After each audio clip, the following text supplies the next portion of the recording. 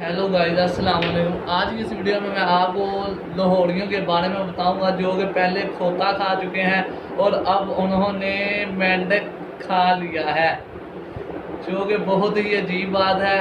वो मैं आपको सबूत के साथ दिखाऊंगा। अब आप सबूत देख लें।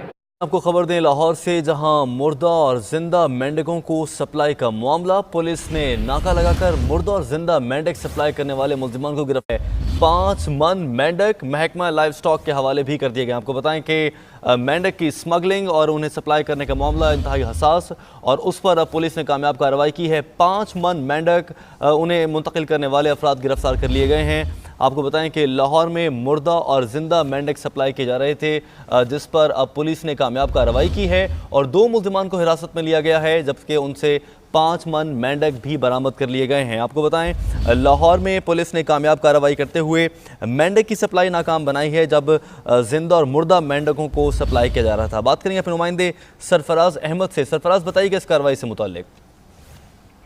जी देखिए, पुलिस ने शहर में मुर्दा मेंढकों की सप्लाई की कोशिश नाकाम बना दी है और पुलिस ने न्यू रावी पुल पर 5 मन से जायद मुर्दा मेंढक कब्जे में ले लिए हैं। और पुलिस का ऐसा कहना है कि मेंढकों की मुंतकिली जो है वो रिक्शे के ऊपर जो है वो की जा रही थी। ताहम मेंढक की सप्लाई करने वाले 2 मुल्जिमान को हिरासत में ले लिया गया है और इन मुल्जिमान के जो नाम हैं उनमें